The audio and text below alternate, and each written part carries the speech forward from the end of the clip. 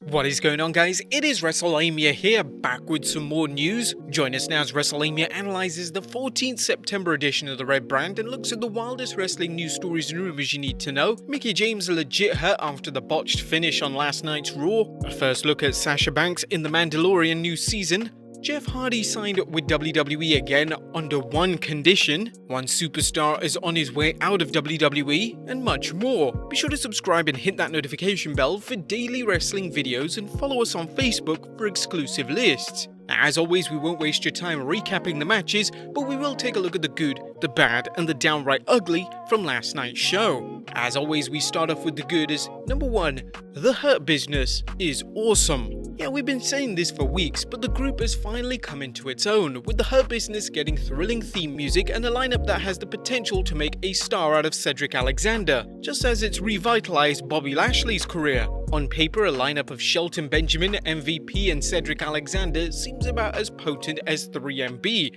But the WWE has turned things around by using Lashley as an anchor for the team and allowing MVP to talk for the stable. The Hurt Business is another example of how you can elevate talent if you book them properly. Right now, the Hurt Business has it all amongst its members: size, wrestling, talent, charisma, and the look of success. Comparisons to the Four Horsemen and Evolution are inevitable, but let's hope the WWE gives these 4 stars a chance to carve out their own energy. Who would have thought that MVP's seeming one-off appearance at this year's Royal Rumble would have got the ball rolling for one of the WWE's best faction in a couple of years? Number 2, a heel turn explained. Speaking of the Hurt Business, kudos to the WWE for explaining Cedric Alexander's heel turn. The best heel turns always involve some sort of explanation, and Cedric Alexander's reasoning for joining the stable was simple but highly effective. He grew tired of playing punching bag to the Hurt Business, a classic case of if you can't beat him, join him. Let's hope this same formula doesn't apply like it did with the NWO, considering they had over like 30 members at one point.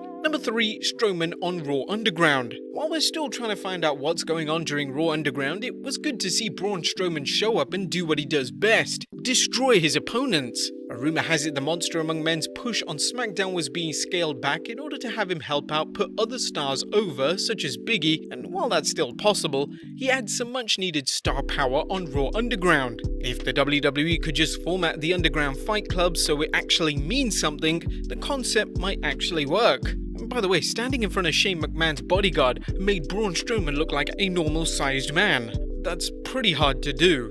Number 4, Aaliyah Mysterio and Buddy Murphy in love? As fans saw earlier this year with Otis and Mandy Rose, the WWE may have found that romance angles seem to be popular with fans, especially when the couple in question are an unlikely pairing. Okay, we won't look too far into this, as it could just be a compassionate response from Aaliyah Mysterio and her concern for Buddy Murphy, but this could have all the makings for a classic romance involving 2 lovers from rival families. Where have we heard that before?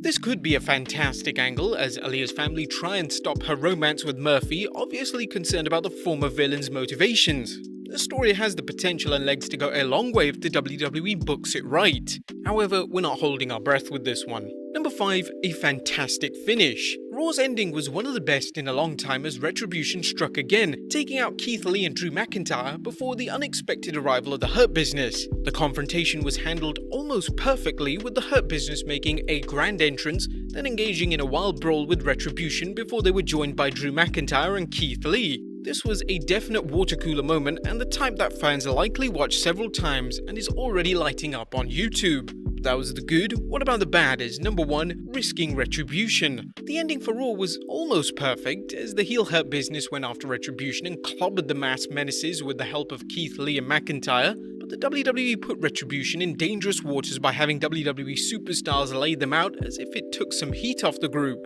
First, the WWE created a quandary, as fans likely asked why the wrestlers didn't unmask Retribution. Secondly, they made Retribution look a little weak, as the outnumbered group was unable to fend off 6 superstars. A better move would have been for Retribution to make a hasty exit rather than getting beat down. Hopefully this isn't a sign of the WWE's plans for the group. Number 2, the finish to Mickie James vs Asuka. The Mickie James-Asuka match was everything fans expected. That is until the bizarre finish when the referee stopped the match by saying James was unable to continue. While she may have been legitimately injured, the match could have gone to a finish had there been a better communication in the ring. We'll have an update on James later in the news. There was no downright ugly of last night's Raw, as it was a strong show with some good matches and segments driving storylines. Once again, the WWE proved it can put on entertaining shows when it takes the time to do so.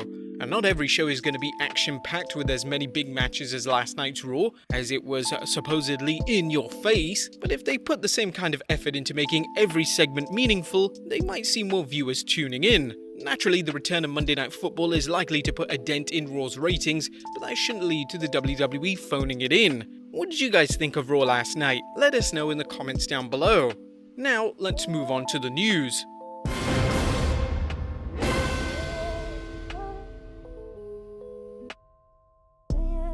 Our first story looks at Jeff Hardy staying in WWE, but only on one condition. It's big news for the WWE as Jeff Hardy has signed a new deal. While that means fans won't see Jeff and Matt Hardy back together for some time, as of this writing the deals of Jeff's new contract are unknown, Jeff had one condition with signing back with the WWE. That condition is that Jeff Hardy's theme No More Words will come back once the fans are allowed to attend WWE shows. The current IC champion spoke with BT Sport about the one condition he required to re-up with the WWE.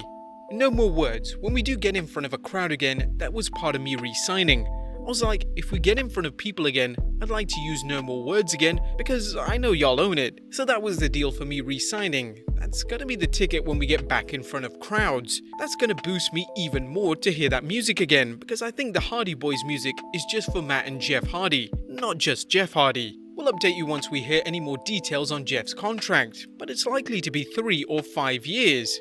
Next up, was Mickie James legitimately hurt last night?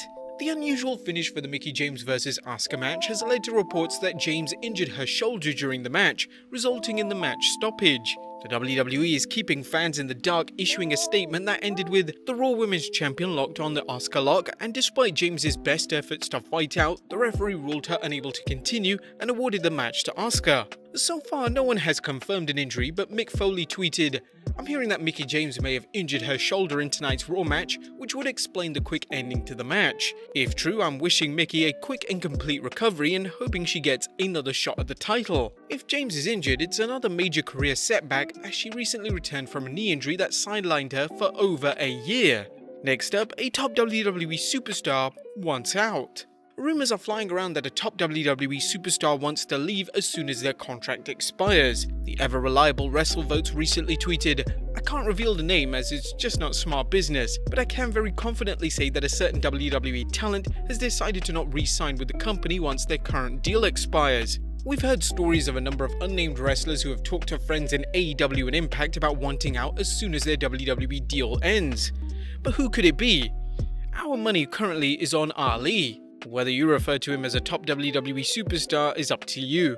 Next up, a wild rumor is WrestleMania 37 could be changing locations. It looks like more evidence that WrestleMania 37 might not happen in Inglewood as originally planned.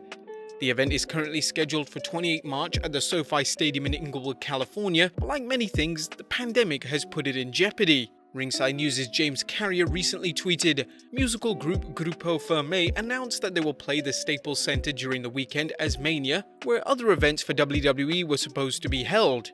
This further indicates that Mania is not happening in Inglewood next year, as we reported exclusively." There has been talk of WWE having problems running WrestleMania 37 due to COVID-related restrictions, and the absence of the shows it normally runs alongside with WrestleMania, such as NXT TakeOver, Raw and SmackDown, aren't a good sign.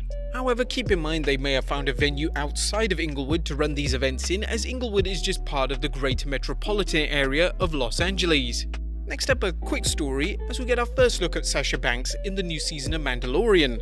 Now, if you're a Mandalorian fan and a wrestling fan, well, there's great news for you because we've seen our first glimpse of Sasha Banks in it. A teaser trailer dropped earlier today and it shows Sasha Banks with normal hair in a cloak. It's kind of weird to see her with normal hair, isn't it? Are you guys looking forward to the new season of The Mandalorian? Let us know in the comments down below. Next up, is Ivar out for a year? It looks like the Viking Raiders won't be teaming together for some time, as Ivar is scheduled for neck surgery to repair the injury he suffered on the 7th September Raw, and his recovery time could take over a year. This was confirmed by Dave Meltzer. Now, whilst Ivar will be out, Eric was last seen on Raw getting beat down during Raw Underground, which isn't a good sign for his career while his tag partner is out. And finally, Booker T had COVID. Last but not least, Booker T recently revealed that he had been infected with the coronavirus, but we're happy to report he appears to be fully recovered and his family wasn't infected. During his Hall of Fame radio show, Booker said the virus is serious. That's why I tell people that they are testing themselves and saying, man, I want to see what it's like. I want to go on the coronavirus ride, and it can't be that bad. Trust me, it can be, and it could be worse than what I was going through. But there you have it guys, the good, the bad and the downright ugly from last night's Raw, as well as the wildest wrestling news stories and rumors you need to know. Be sure to leave your comments down below, subscribe if you haven't already, follow us on Instagram and Facebook for exclusive lists, and I'll see you next time with some more wrestling content.